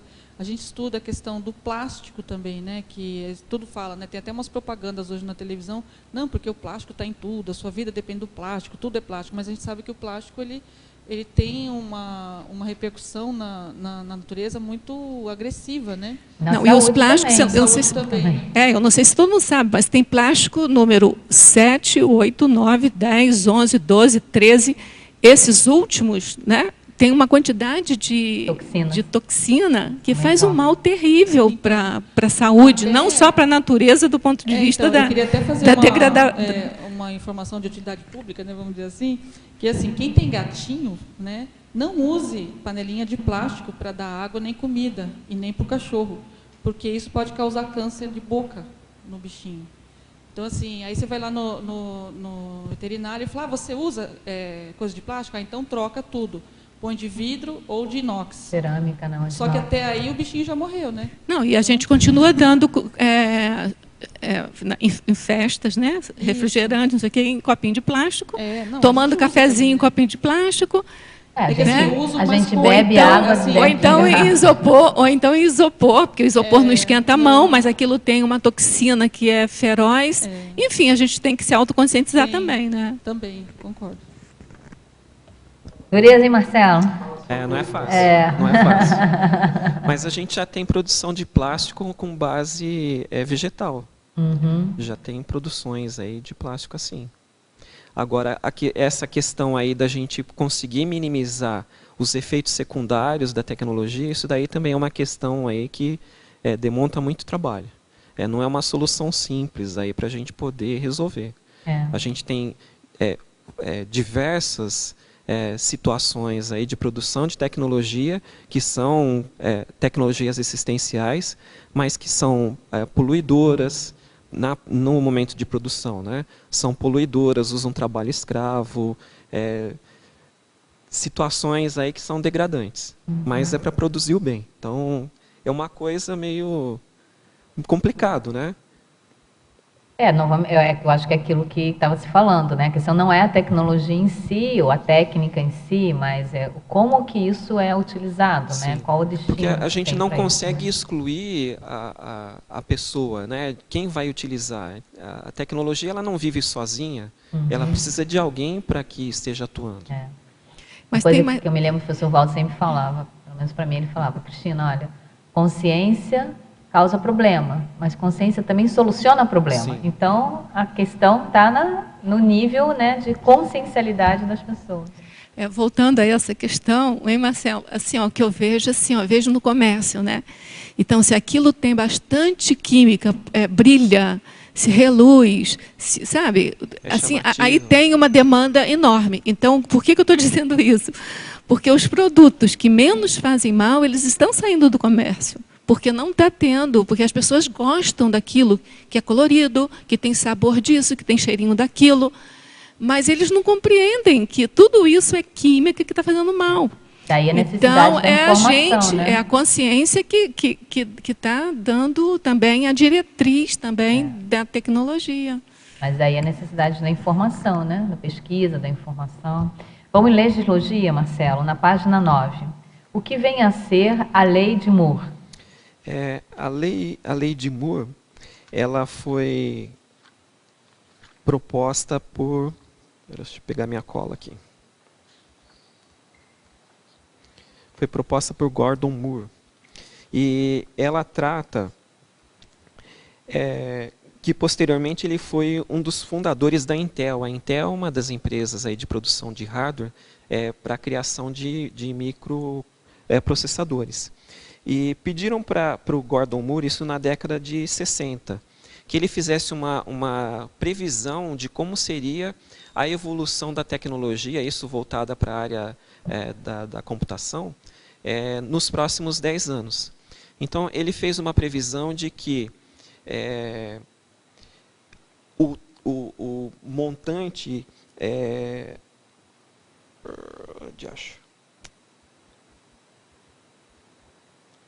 que a cada ano seria dobrado o potencial de computação que a gente teria. Então, hoje, você aplica uma determinada quantidade de recursos para você ter aquelas recursos computacionais. No ano seguinte, você, com o mesmo montante, você teria o dobro desse resultado. Isso daí foi uma predição que ele fez, um chute, e acabou acontecendo na década de 70, em 75. Então, em 1975, ele predisse que a cada 2 anos, essa condição de dobra da capacidade computacional iria ocorrer de 2 em 2 anos. E isso vem ocorrendo até meados desse ano, foi seguindo essa lei. Agora já existem algumas alterações em que essa dobra aí do potencial de computação já não está mais acontecendo da forma como ele predisse. Mas foi uma forma de tratar, de poder estimar o crescimento exponencial de uma tecnologia. E agora está mais ou está menos? Agora ele não consegue mais dobrar essa... como previa a lei. E aí o teletertuliano te dá os elogios aqui, Marcelo. Parabéns pelo verbete, gostei muito da tipologia. Excelente listagem. Mesmo, uma excelente listagem. Em parafatologia, Marcelo, na página 8, 4ª linha, de baixo para cima. Poderia expandir o parapsiquismo interassistencial? O parapsiquismo interassistencial é uma das componentes aqui que a gente estuda na conscienciologia, né? A gente, por exemplo, tem dinâmicas energéticas, a gente tem a dinâmica da paracirurgia, a gente tem ICs que tratam da TENEPS, a gente tem várias pessoas voltadas para o estudo da assistência via o parapsiquismo. E até mesmo através desse parapsiquismo interassistencial, né, que você colocou, é um canal para os amparadores inspirarem na criação, no uso, né? A gente pode fazer de novas técnicas ou de novas tecnologias, né? Que aí a gente cria uma facilidade de interface com o amparo, né? Como eu estava brincando com a Pilar na hora do almoço, a gente faz esforço do lado de cá e eles fazem esforço do lado de lá. Para a gente poder tentar entrar em sintonia, né? E poder captar aí as informações que são necessárias aí no momento que a gente está. Tem uma interação na sua interaciologia, vou aproveitar o gancho dessa pergunta e vou pedir para você expandir um pouco. Na 2ª linha da interaciologia, página 9, no final da 2ª linha, você coloca a interação tecnologia, discernimento, assistenciologia e cosmoética.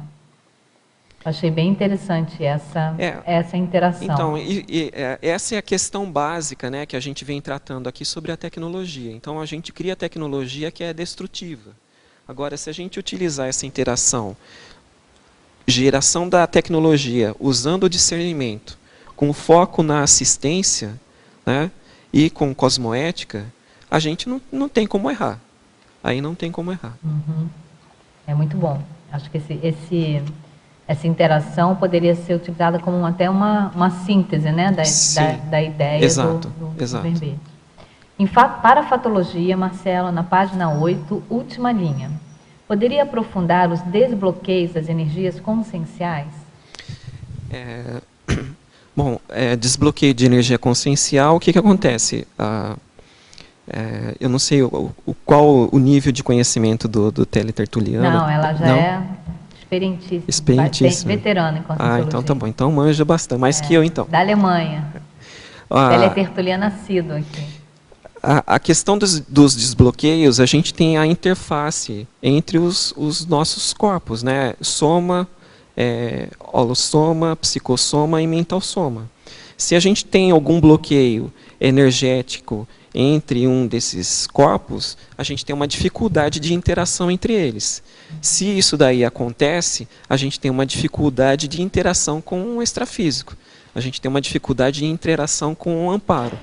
Agora, a busca do amparo, né, a busca dessa facilidade que a gente tenha de chegar ao amparo, de chegar às informações do amparo, é que possa contribuir com a gente no momento evolutivo, trazendo informações que possam auxiliar nas tarefas ou nas coisas que nós estamos realizando. Isso de forma... Existem várias técnicas, né, na questão do desbloqueio das energias conscienciais. Né? Existem várias técnicas. A gente tem paratécnicas. Você pode usar mobilização básica de energia. Você pode, a partir da mobilização básica de energia, você fazer a instalação do estado vibracional. E isso daí é o básico. Quando você começa a tratar ou estudar conscienciologia, a ideia, né, o conceito do estado vibracional, ele é muito interessante. Porque ela te dá uma ferramenta, né, uma paratécnica que você pode utilizar você mesmo para você conseguir superar as dificuldades que você tem. Tá? E sincronicamente, nesse final de semana agora, está tendo um acoplamentário, sendo acoplamento energético uma outra técnica, né, uma paratécnica também. Está tendo um acoplamentário sobre o tema do arco voltaico, que é uma outra paratécnica relacionada, inclusive, aqui ao desbloqueio das energias conscienciais. Né? Eu não listei aqui a infinidade de técnicas ou paratécnicas da conscienciologia. Eu preferi colocar aqui em algum ponto as macro tecnologias da conscienciologia, que envolve todas as tecnologias da conscienciologia. Então, mas vocês têm isso listado quando estavam lá no Colégio Invisível da Paratecnologia? A gente tem através da enciclopédia. A enciclopédia, se a gente for ver, a tecnologia é uma seção dos verbetes e ela está presente em pelo menos 80% dos verbetes. Então, a questão assim que a gente tem, tratando desses dados que a gente envolve na enciclopédia, uma boa parte não é paratécnica, uma boa parte é técnica intrafísica que a gente utiliza. Mas a gente tem várias técnicas paratécnicas conscienciológicas que estão definidas dentro da enciclopédia. Existe até, inclusive, um projeto que está sendo desenvolvido aqui na CCCI para fazer a documentação de paratécnicas. Esse é um projeto, eu não sei qual o andamento dele, mas eu sei que já tem pessoas trabalhando nesse sentido. Agora, falando em enciclopédia, eu queria que você falasse um pouco assim de como que é a sua atuação assistencial na questão lá da enciclopédia, do Enciclosapiens, da verbetomática. Conta um pouquinho para quem não sabe. Para quem não sabe, ele é o cara que ajuda bastante o pessoal da Enciclosapiens, Quer fazer a propaganda dele aí, Rosa? Depois ele fala um pouco dele. Eu estava falando com a Pilar agora. Ah, é? Falei, Pilar, eu não estou vendo a verbetomática aqui. Você não colocou a verbetomática não no coloquei, seu verbete. foi deliberadamente. Foi deliberado? Não então, colocar, porque para mim é assim, a tecnologia mais eficiente que a gente tem de busca atualmente, né? Você quer comentar aí, Rosa? Então, ele comenta aí, eu quero dar os parabéns a ele pelo verbete, depois eu quero continuar aqui. Quando ele chegou aqui, eu falei, Marcelo, olha, a gente tem que te agradecer muito, porque é uma a gente agradece muito mesmo. Muito. É o tipo de assistência, o tipo de voluntariado que eu consigo realizar no momento. Inclusive, eu, no começo do ano... Ainda bem que você consegue realizar esse voluntariado, hein, Marcelo? Ainda bem, hein? Todos nós agradecemos muito. Eu tenho uma porção de fregueses aqui. E a gente faz força para tentar ajudar. Então, isso daí... se eu voltar no tempo, né, eu conheço Conscienciologia desde 2001. Tive alguns problemas, eu não pude dar sequência. Voltei à Conscienciologia em 2010, quando teve aquele anúncio na televisão. E chamada dos intermissivistas. Chamada dos intermissivistas. Você sensibilizou, falou, opa, sou eu. Então, aí que começou a cair a ficha, porque aí eu percebi que o grupo evolutivo que eu estava buscando era a Conscienciologia. E eu voltei a me integrar à Conscienciologia e sabia que eu tinha uma ligação aqui com a CCCI em Foz do Iguaçu. E como eu estava remoto, não tinha condições de fazer curso no IPC, ou vir aqui para Foz frequentemente, eu tentei ajudar no que eu conseguia, que era na parte da infocomunicologia. Então, surgiu lá, isso eu comecei a fazer TENEPS também, foi tudo mais ou menos acontecendo na sincronia. E foram ideias que foram surgindo também. Durante uma tertúlia, eu ouvi o professor Valdo se queixando da dificuldade de manipular a enciclopédia, porque o arquivo é enorme. E eu pensei num tipo de ferramenta para que pudesse ser utilizado pelo professor Valdo. Eu vim para cá para fazer um curso das 40 manobras e tentei mostrar essa ferramenta, mas não deu muito certo. Aí eu tive contato com a Ami Belo. Na época, ela produzia a planilha com as informações, os verbetes, apresentei para ela, e ela que começou a me dar um certo amparo, me apresentou o Adélio Conter, e ele que foi o meu amparador intrafísico aqui para a verbetomática. Então, eu estou trabalhando nessa ferramenta desde 2011.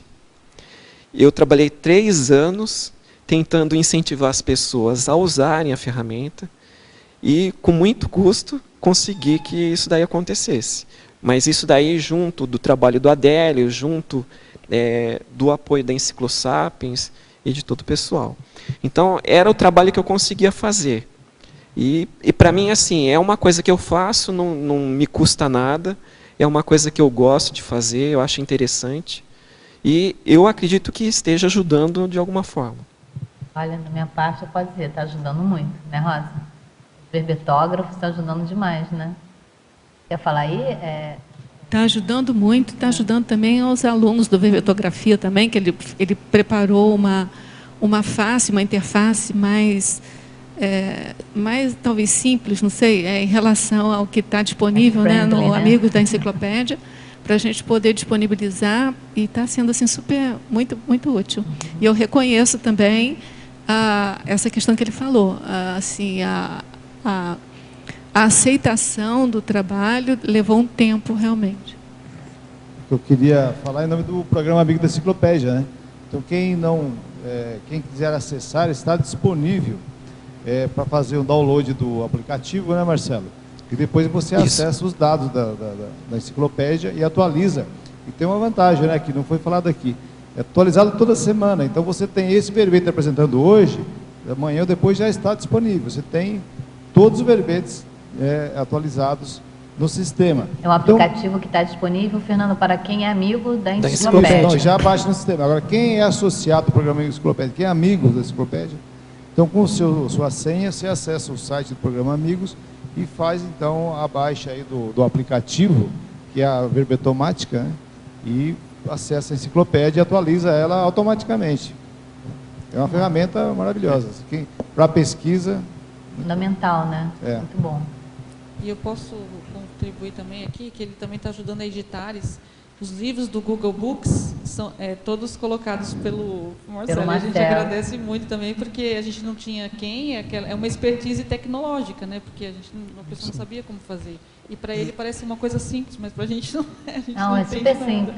Eu, às vezes, acompanho o trabalho do Marcelo, né? Porque é a casa do Roberto lá, né? Aí o Roberto falou, nossa, porque você ajudou muito na questão dos colégios invisíveis também, né? Da conscienciologia.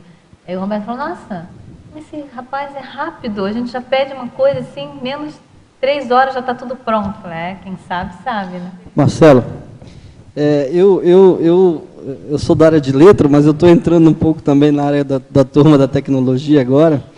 Eu queria que você avaliasse, tanto do ponto de vista interno, quanto do ponto de vista externo, ou seja, dentro, intraconscienciologia e fora também da conscienciologia, essa dificuldade que, às vezes, a gente tem, as pessoas têm, as consciências têm, de, às vezes, aderirem a uma tecnologia que pode ser muito útil para a vida delas, ou que pode facilitar muito o trabalho, mas que, muitas vezes, a gente tem uma certa dificuldade. Eu não sei bem o que seria o traço de abrir mão ou de aderir e tal.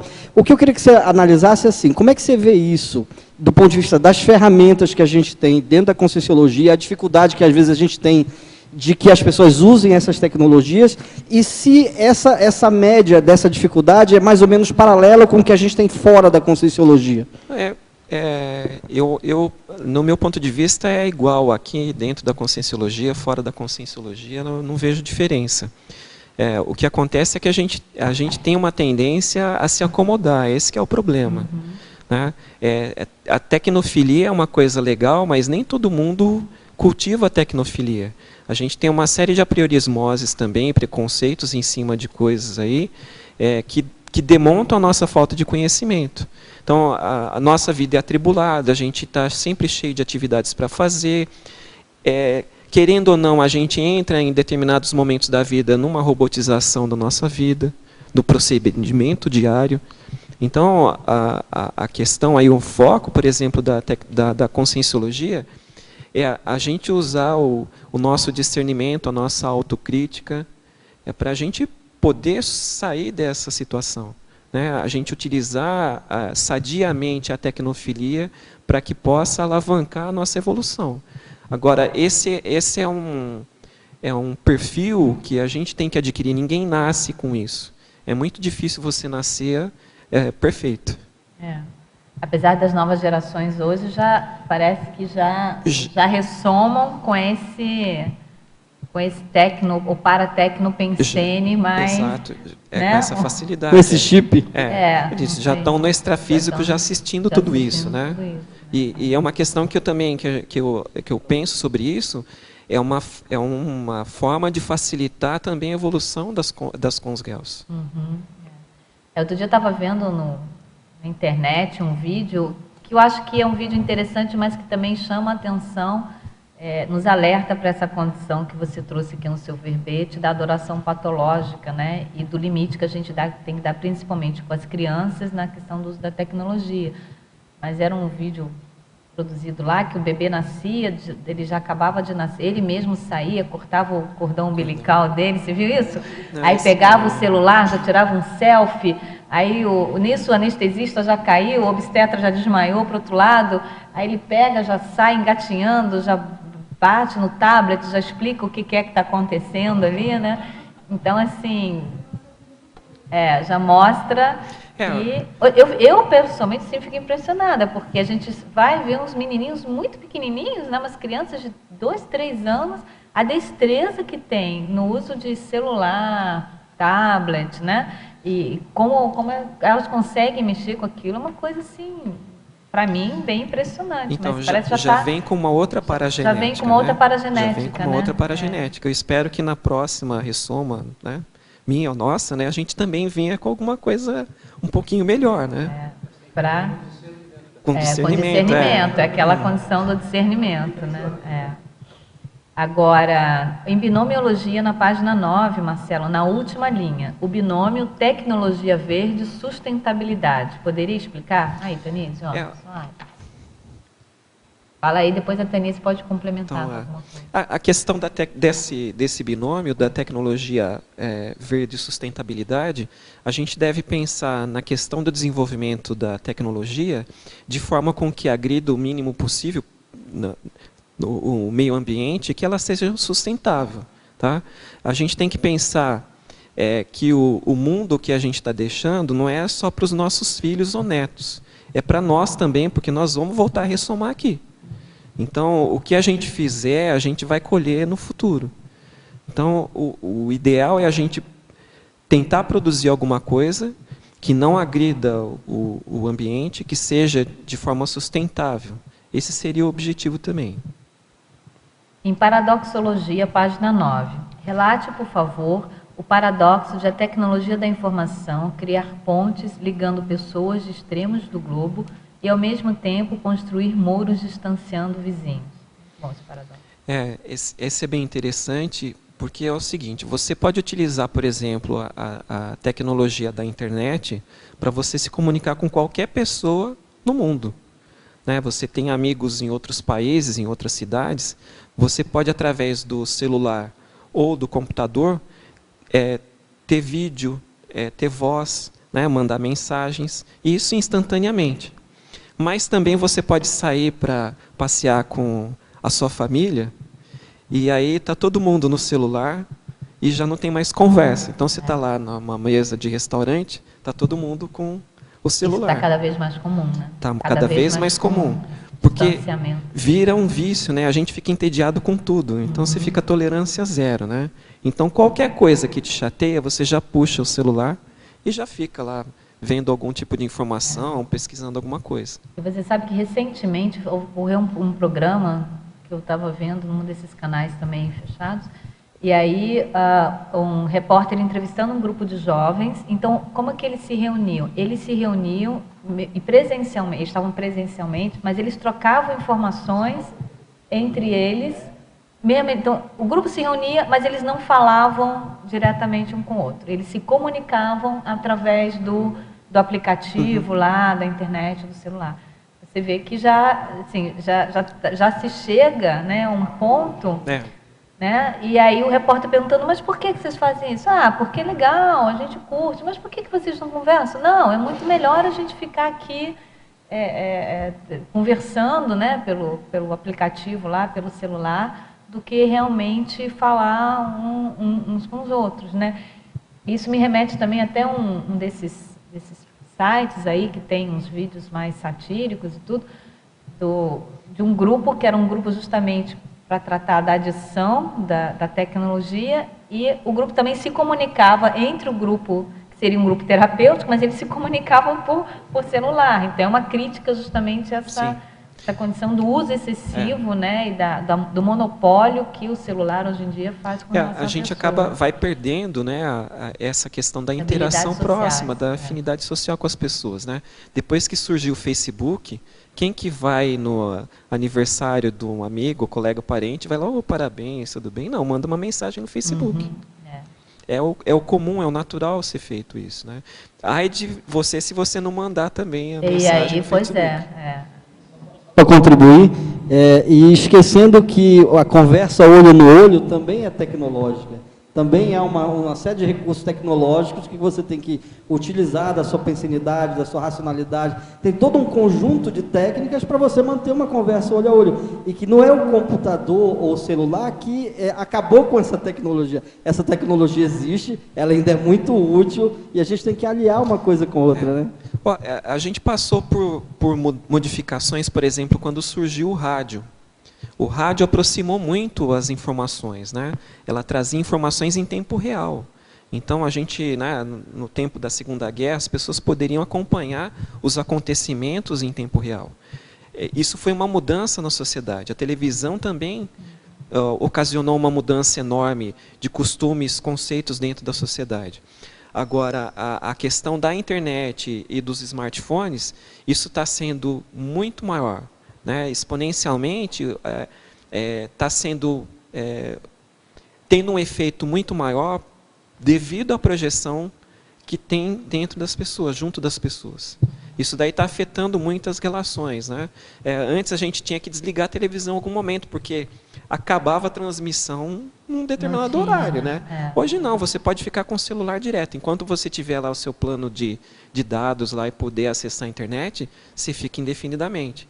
Então a gente vê crianças lá que passam lá madrugada usando algum jogo ou alguma ferramenta lá de comunicação e trocando mensagens e perdem horas de sono, perdem horas de descanso, dia seguinte vão para a escola, estão com sono, problemas de aprendizado, então vai gerando um círculo vicioso nisso tudo. Quer falar, Marta? Sim. Marcelo, parabéns pelo verbete e parabéns pelo trabalho que você faz, que é muito assistencial. Eu queria saber, em termos assim, de conscienciologia, qual foi a paratecnologia que você conheceu que causou mais impacto em você, em termos de conscienciologia? Olha, eu posso te dizer duas. A primeira foi o estado vibracional. Então, eu era aquele tipo de pessoa que todo mundo fala que é esponja. Eu vivia todo assimilado. Era complicadíssimo. Né? Era complicadíssimo porque isso daí afetava a minha relação com as outras pessoas. Então, até eu entender o que era assimilação simpática, até eu entender que isso daí era uma coisa que eu poderia trabalhar, quando eu conheci o estado vibracional, isso daí foi um divisor de águas. A outra coisa foi a TENEPS. A tarefa energética pessoal foi um acréscimo enorme na minha vida, no meu dia a dia. Né? Então, é um momento que você determina lá, que você dispõe junto com o amparo técnico, nosso amparador da TENEPS, e você trabalha com essas energias, você lá faz lá as tarefas que você precisa, né, a assistência que você precisa. E de forma anônima.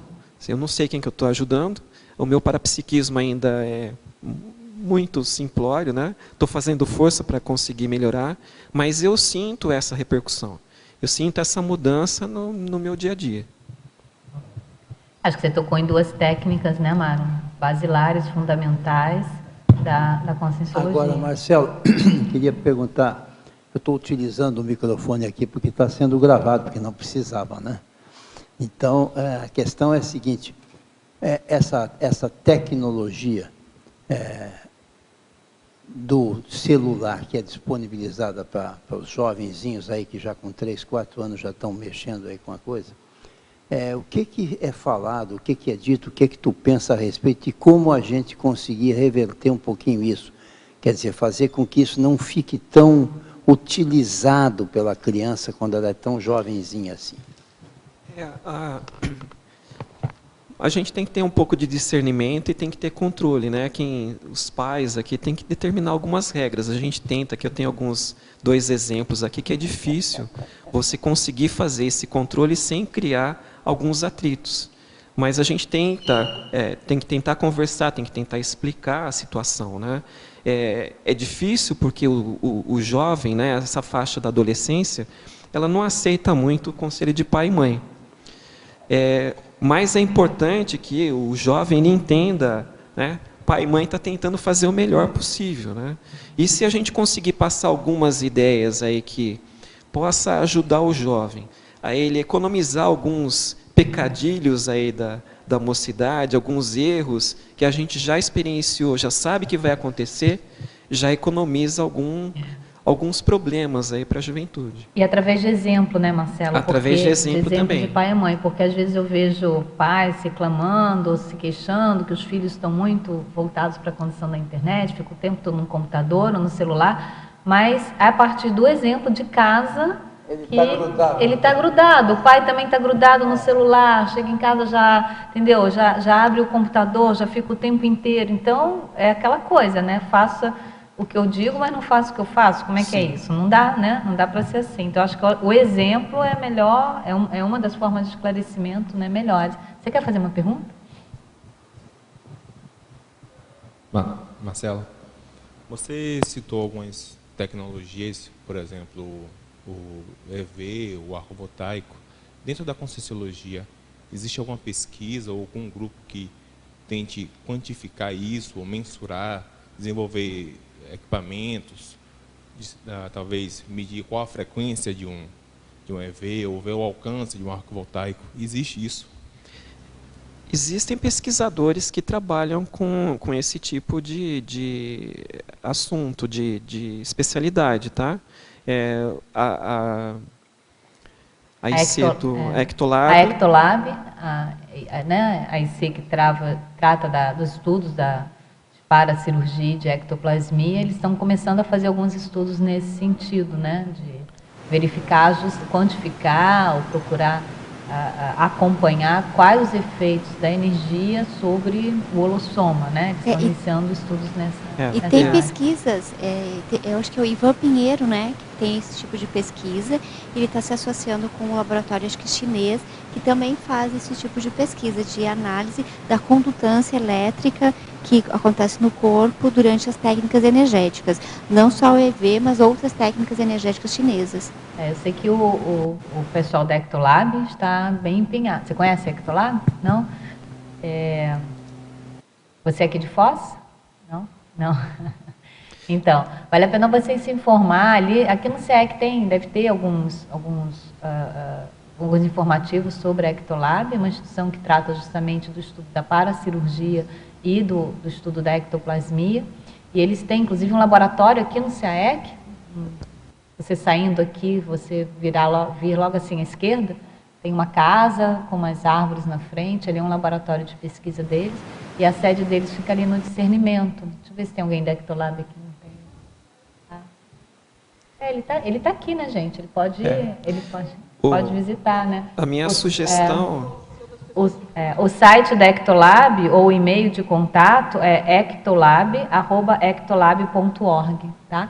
Mas você pode procurar o professor Hernandes, a professora Miriam Sanches, que mais? O professor Marcelo Silva, né? Que eles podem te dar explicações. A minha sugestão é, se você tem interesse nessa área de paratecnologia, entrar em contato com o Colégio Invisível da Paratecnologia. Também. Você pode mandar um e-mail para paratecnologia@colegiologia.org. Então, como é um colégio invisível, eles têm reuniões online, e você poderia participar desse grupo e participar das pesquisas que são feitas também. Em nome da Pré-IC Tenebres, eu quero agradecer muito a assistência tecnológica do Marcelo. Ele tem sido ótimo, nos ajudado bastante. E te dar os parabéns pelo teu verbete, Marcelo. Marcelo, uma última pergunta aqui, porque a gente já está estourando o horário. Tem um teletertuliano aqui que fez umas perguntas a respeito de alguns artefatos que você coloca na sua tipologia, mas eu vou pedir para passar para você o e-mail e você respondê-lo diretamente, tá? Mas eu vou fazer aqui a última pergunta do teletertuliano. Gostaria que você comentasse com enfoque do paradigma consciencial sobre o assunto muito comentado no mercado tecnológico, o gestor de TI. O gestor de TI. Com enfoque no paradigma consciencial. Acho que você pode falar de você, né? Você é um gestor de TI com base com conscienciológico, né? Então, a questão do gestor de TI é um trabalho, uma tarefa que ela envolve várias informações, várias tecnologias, trabalho com pessoas e assim por diante. O que a gente poderia falar em função da conscienciologia, do paradigma consciencial, em função da cosmoeticologia, em função de você lembrar que você está lidando não com somente um funcionário ou uma equipe, né, alguém que você conhece, que trabalha junto, mas alguém que está ligado ou que faz parte do seu grupo karma, que você tem relações aí de trocas energéticas, que você tem repercussões que pode ocorrer na questão da gestão de tecnologia ou de pessoas. Você, como gestor, você é diretamente ligado também à evolução, ao aprimoramento do trabalho dessas pessoas também. Então, você também é responsável por isso. Bom, Marcelo, meus parabéns por mais um excelente verbete. Esperamos os próximos agora, tá bom? Agradecemos muito a presença de todos vocês, a participação de vocês, os teletertulianos, e vamos aos nossos comerciais. Obrigado. As pontuações da tertúlia de hoje são 37 assinaturas no livro de presença, 14 perguntas presenciais e 22 perguntas respondidas online. Hoje teremos 4 recados. A Fabiana Klein, com a 6ª semana da reeducação, Fernando Barbaresco, com os 20 anos do CAEC, a Maria Fernandes, com a semana Holotecologia e Cosmovisiologia, e a Marta Ramiro, com o curso O que é Conscienciologia. E antes, nós teremos os amigos da enciclopédia. Boa tarde a todos. Então, hoje nós falamos aí em paratecnologia, tecnologia assistencial, pelo professor Marcelo, e o que nós queremos colocar?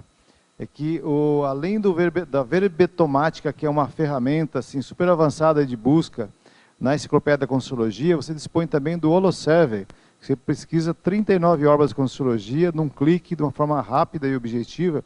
Facilita muito para quem está estudando, pesquisando, fazendo seu verbete, preparando sua aula, seu artigo, seu livro. Então, são ferramentas hoje que usam a tecnologia e facilita a vida do pesquisador. E essas ferramentas estão disponíveis no site do programa Amigo da Enciclopédia. Então, quem é amigo hoje, basta ter a sua senha, acessar lá Holoserver ou Verbetomática e se desfrutar de todas as facilidades tecnológicas que nós temos aí. E quem não é amigo, olha, só basta fazer assinatura ou renovar a sua assinatura, que você, além de ter o benefício desses serviços, dessas ferramentas, você vai apoiar e ajudar a sustentação da produção da enciclopédia da Conscienciologia e das estruturas de apoio aqui no CAEC. Então, é uma assistencialidade de alto nível. Então, nós contamos com o seu apoio, basta ligar na recepção do CAEC, no 45 3525 2652, e você renova ou faz adesão aí em poucos minutos do programa Amigo da Enciclopédia. Obrigado.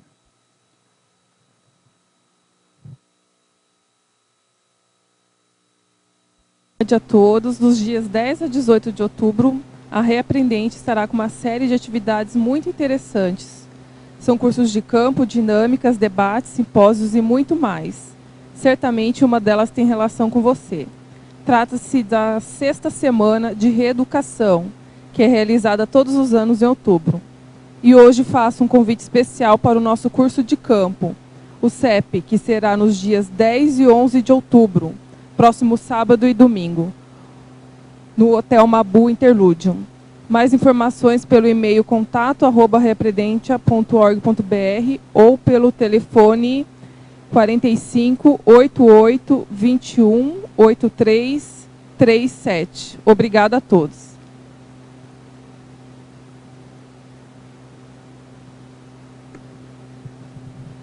Bom, falando agora pelo CAEC, como todos sabem, este ano 2015, que nós comemoramos 20 anos do CAEC, 2 décadas aqui na Cognópolis, Foz do Iguaçu. Então, dando continuidade às comemorações, no dia 17 de outubro, um sábado, nós vamos ter uma grande festa de aniversário aqui no Hotel Mabu Interlúdio, ao lado do CAEC. Então, vamos ter um jantar, música ao vivo, dança, festa de aniversário, homenagens e principalmente o lançamento do vídeo institucional dos 20 anos do CAEC, com uma entrevista inédita do professor Valdo Vieira. Então nós convidamos a todos os cognopolitas e amigos em geral para participar desse evento. Basta procurar aqui a recepção do CAEC para comprar o seu convite para o jantar e para a festa. Dia 17 de outubro, às 19 horas no hotel. E também teremos eventos. Nossa amiga Maria Fernanda vai falar agora sobre Holotecologia, que é um grande evento em outubro, final de outubro e novembro, comemoração, e no final do ano temos o Fórum de TENEPS, que vai acontecer nos dias 17 a 19 de dezembro também, fazendo parte das comemorações dos 20 anos do CAEC. Obrigado. Boa tarde. Estou aqui fazendo um convite a todos para o curso Holotecologia e Cosmovisiologia, 3ª edição. A abertura acontecerá no dia 30 de outubro de 2015, às 18 horas. Nesse dia acontecerá também lançamento de livros e revistas. No dia 1 de novembro será realizado o campo bioenergético mental somático com os EPCONs Everton Santos e Flávio Buononato. Dando continuação às festividades das 2 décadas do CAEC, acontecerá um jantar à espanhola por adesão. Continuando o evento da semana Holotecnologia e Cosmovisiologia, serão ministrados minicursos a partir do dia 2 ao dia 6 de novembro de 2015, a partir das 14h30, discutindo-se vários temas. Para maiores informações e inscrições, na recepção do CAEC com Sônia ou Michel, no telefone 45 3525 2652. Obrigada, tenham todos uma boa tarde. Boa tarde a todos. O convite é para o curso O que é a Conscienciologia? Esse curso traz oportunidades de autopesquisas disponíveis aqui no CAEC. Também facilita para que as pessoas possam compreender os conceitos básicos da Conscienciologia. O aluno vai vivenciar também práticas bioenergéticas e também fazer uma visita técnica pelo CAEC. A próxima data do curso será no dia 10 de outubro, sábado, das 15 às 18 horas, e as informações poderão ser obtidas pelo telefone 045 3525 2652.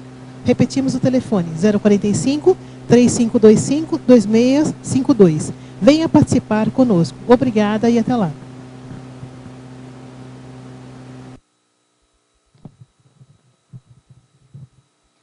Para amanhã, teremos o verbete Amizade Duplista, especialidade Duplismologia, e a verbetógrafa Renata Pialarice. Muito obrigado e boa tarde a todos.